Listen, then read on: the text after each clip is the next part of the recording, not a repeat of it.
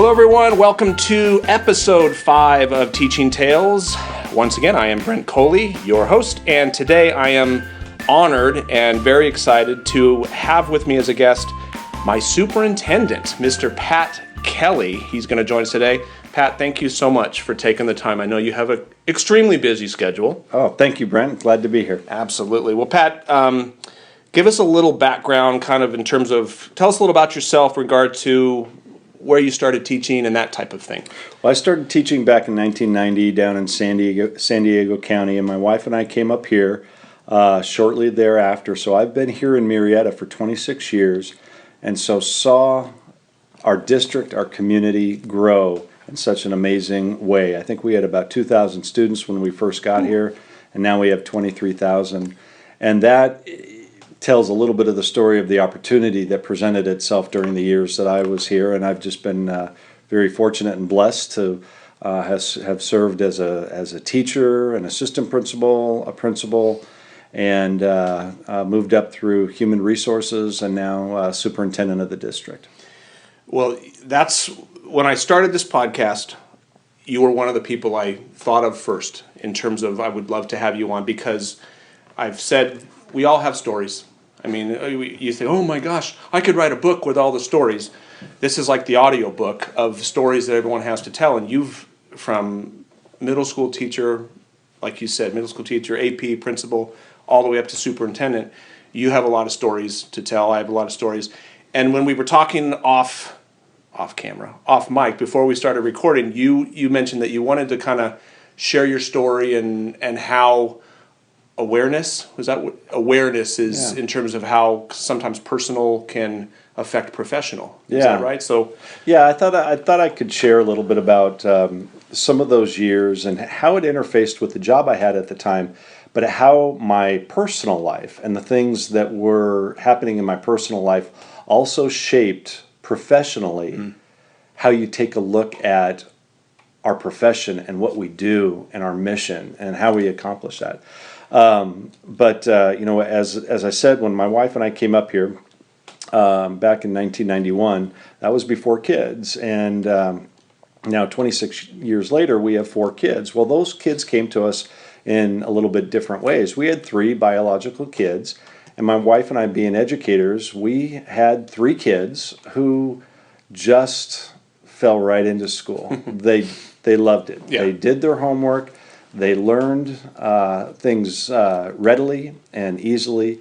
They were eager. They were bright-eyed. They did things that they were told to do, and we thought we were just super parents, and did some great things.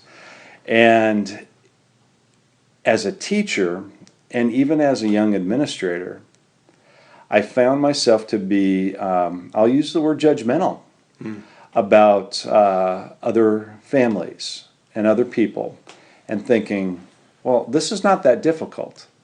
This is easy to be able to have your kids do this and have them learn at this rate. Why aren't you doing your homework? Why aren't you getting your homework done? Exactly. Yeah. I couldn't understand what in the world would be impeding people from this. And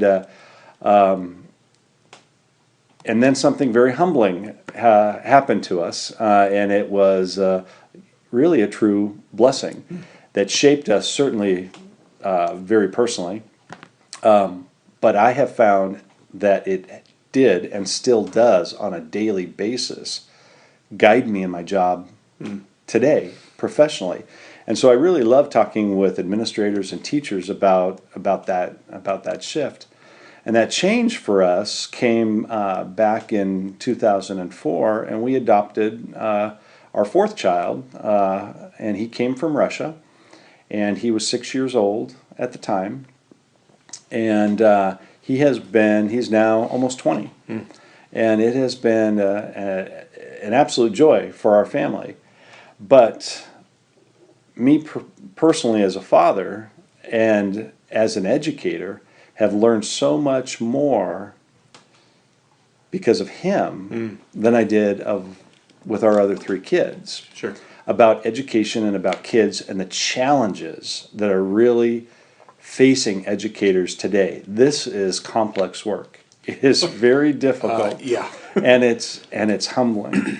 But Saroja came to us. We had had the opportunity to adopt him at 6 years old, and we enrolled him the week before Christmas break of first grade back in 2004, and he didn't know a word of English, and so it has been really great having the perspective of an English learner and really knowing what it's like as language develops and how that impacts so many different things along the way. Because you had the students in your class, Right. but now you've got him in your home, Right. and seeing it from the other side. Yeah, and saying that thing one time doesn't necessarily mean that it's going to work.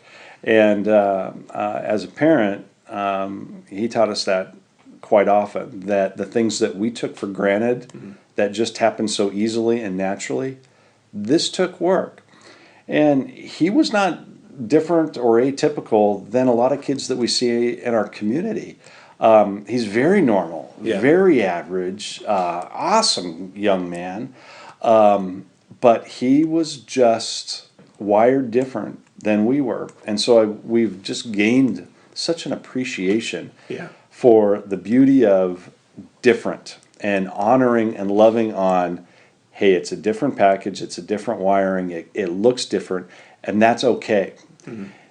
So then, as a professional, what do we do when that comes about, and how do we make that work for all kids? Because we've got lots, And they don't all fit into that box, right? That mold, if you will. As a parent myself, I can totally relate in terms of the way I taught before I had kids, as opposed to, especially when they got to the elementary level, which I taught for my career, because I'd never been asked. The homework assignments that I had sent home in the past, now when my son or daughter came home with that, it'd be like, what's the point of this? But I had to stop and look in the mirror and say, yeah, Brent, what was the point of that? Because you gave the same type of assignment, and it was humbling, because like you, it's kind of like you did. But I think until you're in those, you've walked a mile in those shoes. Yeah, and I think that's so important that we have to be mindful and take ourselves out of our circumstances that may limit our understanding of what kids and what families' stories are and what they're bringing to the table. Because they are complex and they are difficult to work through. But I think one of the things that we've certainly learned is our role as educators is first and foremost, I believe, that we create and establish healthy, positive, loving, nurturing relationships with kids. When one human being does that with another human being, learning can then happen. Yeah. And that is such a basic need that needs to be established for every single one of our students. And that's tough because they're all coming from different places, and some of those connections are so easy to make and some are more difficult. And so, as I go back and think about our son's progression as he went through the K-12 system,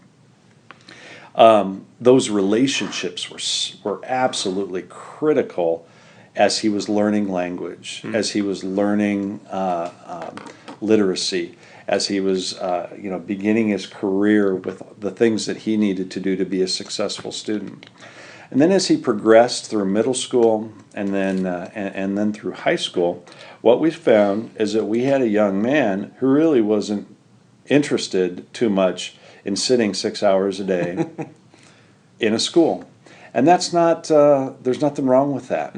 But our schools are designed in such a way where it can be torture. I would argue that most aren't interested in sitting for 6 hours a day. Right. They're just compliant, and they will. That's right. And that was something we had to learn because we had 3 very, very compliant kids who could fake it real well. Yeah. And it never caused an issue. But Saroja did a good job, and he worked hard.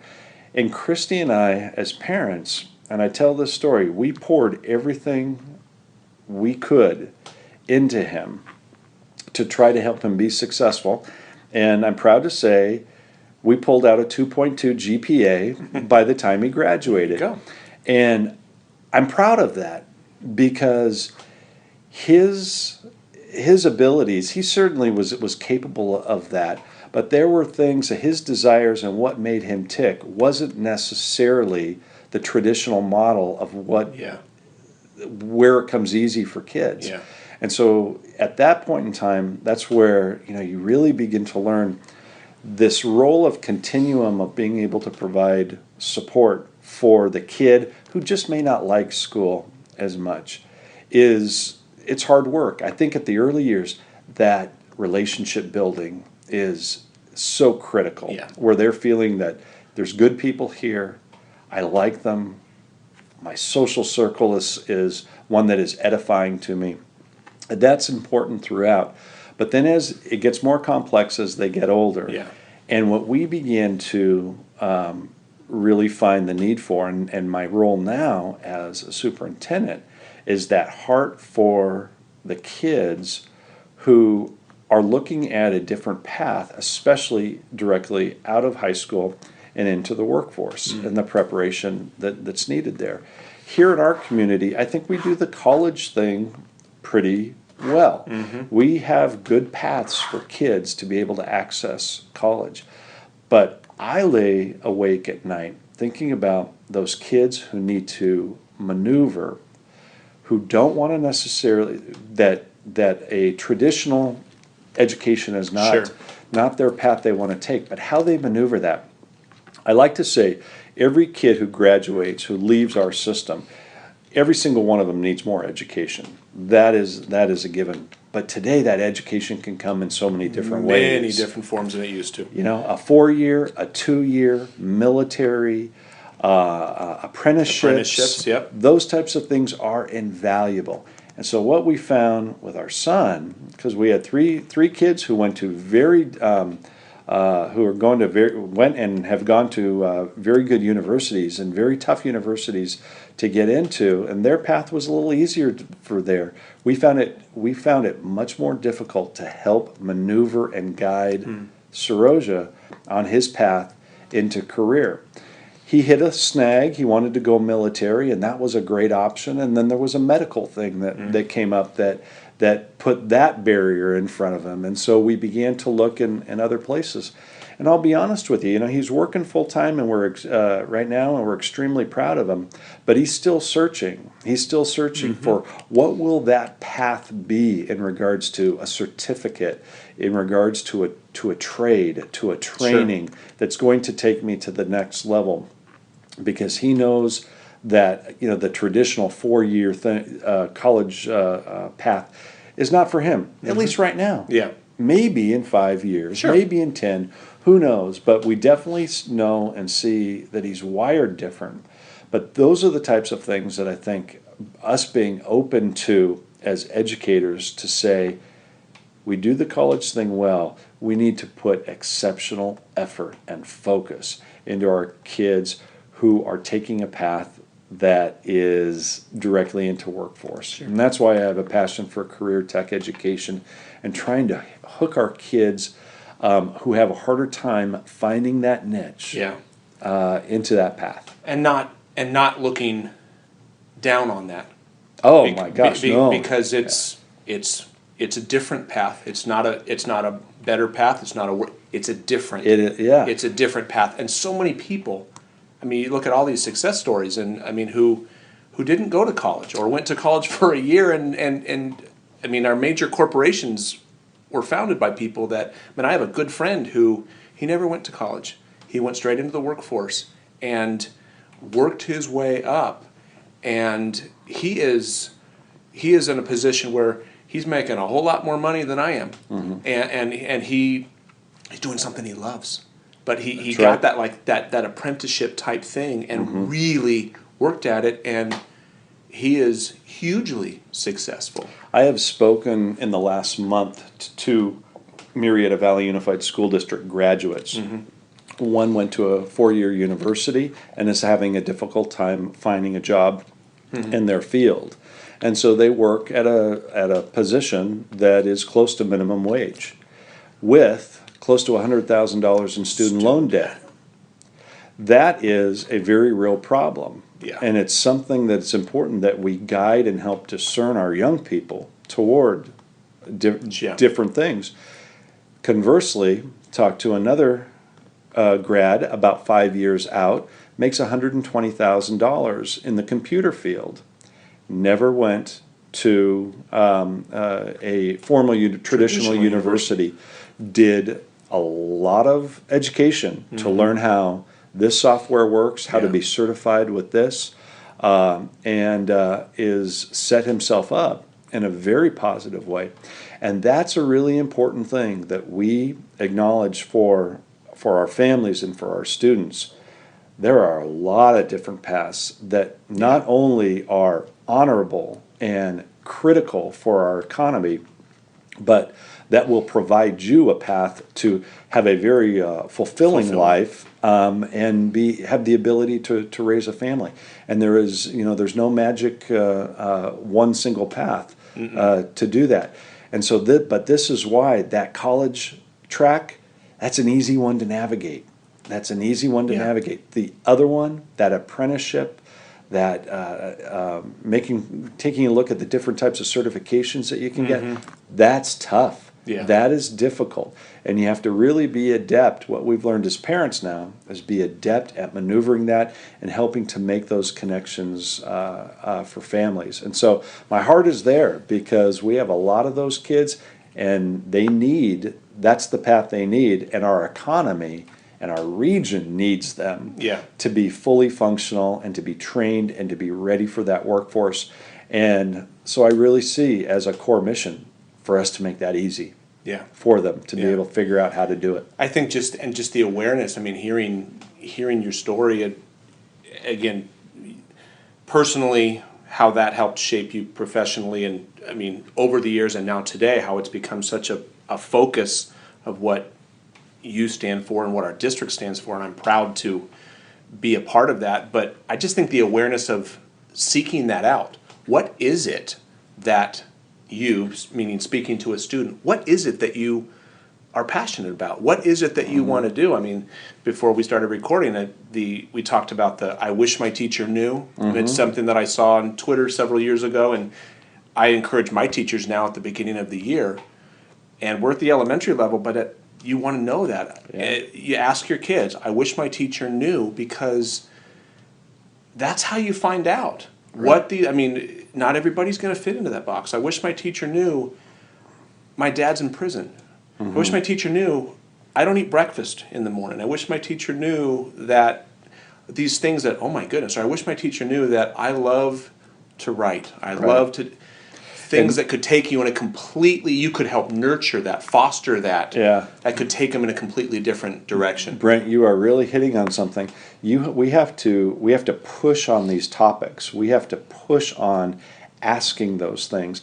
One of the things I'm most proud of in the district is our work that starts in middle school up through high school that culminates in the senior culmination project, where our seniors, in order to graduate, have to present their plan for their next step in life.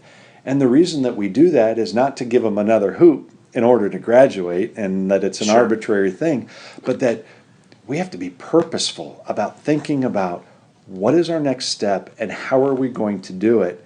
And when you communicate that with the adult supports in the community and with the school district, those are messages to us of, wow, we've got to work on that one better. Here are some things that we can do to help make these connections happen for kids a little bit more smoothly and readily, so that they can actually achieve their goals that they're setting out. Well, it resonates when you told me like kind of what you wanted to share. It's so personal, again, as a parent, how that can affect my daughter, who is now in high school. I remember when she went into 4th grade. And she was going to a new school. We had moved, and she was now going to a new school, and she was anxious, understandably so, about coming to a new school. She was going from primary to upper, and it was going to be a tough thing. And I remember at that time, I was still teaching 5th grade, and I was in my room getting ready over the last few days of summer. And I remember, as I was getting ready, thinking about my daughter, she was really having a hard time. And I remember thinking, man, if she could just see her classroom where she's going to be for the next 180 days, if she could just hear her teacher's voice, do you know how much that would help her? And it was like, bing, the light bulb went off. I came back the next day with a flip cam and took a video of my classroom and posted it, just basically gave a guided tour. Hey, boys and girls, if you're going to be in my class this year, this is what your room's going to look like, and just did the whole thing. But the inspiration from that, it wasn't the 32 kids who were going to be on my roster. It was my daughter. Mm-hmm. Because I thought, wow, if she could have had this, she would have slept better the night before. She would have been so much more comfortable. So personally, a family situation affected me professionally. Did everybody watch that video? No. But if one kid did and slept better the night before, if one family, if one mom or dad saw that and said, wow, he took the time to do that, and now she's read that, because first day of school, let's be honest, that's a stressful day. Mm-hmm. And if they come in and say, oh, there's the bean bags that I saw in the video or something like that. So if anyone's listening, I mean, just take your personal, that's not a bad thing. Take your personal experiences and learn from your mistakes, learn from your successes personally, let it shape you professionally.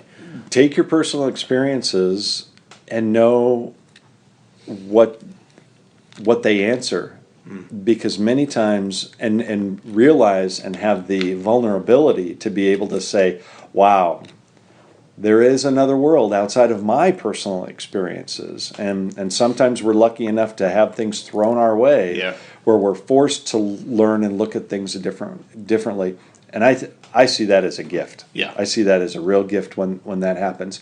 But if that's not there, at least an awareness of educators to be able to say, it is different, and I have to acknowledge that, and I have to constantly be thinking about how I make that significant connection for that kid, because it's that relationship that is going to be able to keep them going and hopeful and positive about where ultimately their path is leading. Mm-hmm. And those kids where it's just a little bit rougher patch in the K-12 system, they're the ones that I think we have to double down our efforts, because some of the other kids sail through just fine. Yep. No, I hear you. No, I'm excited. In episode 6, I'm actually my dad. So if you're listening, tune into episode 6 next week, because I'm actually going to have my dad on, who is not a classroom teacher but has done a lot of things and taught a lot of people, and that's what we're going to talk. We're going to talk about relationships and just kind of piggyback on what we've started today. That it all starts with relationships, and I will close with Rita Pearson. I don't know if Pat, you've seen this TED Talk. Rita Pearson gave a TED Talk, and in it she talked about, one of her colleagues said, like, they don't pay me to like the kids, they pay me to teach them. And her response was, you know that kids don't learn from people they don't like. That's right. And it's all, I mean, if you don't have a relationship with them, the chances of you really impacting them to the fullest potential, it's going way down. So anyway, Pat, thank you so much. Totally appreciate it. And thank you, Brent. I enjoyed it. Yeah, I enjoyed this immensely. And remember, everyone, thanks for listening. Really appreciate you. You can find this podcast if you're listening. I kind of thought about this. If you're listening, you probably already found it. You can find it on my website at brentculley.com on the podcast page. You can also subscribe in iTunes or Google Play. And if you like what you hear, give us a review. We would appreciate it. Once again, thanks so much, and we will see you next time.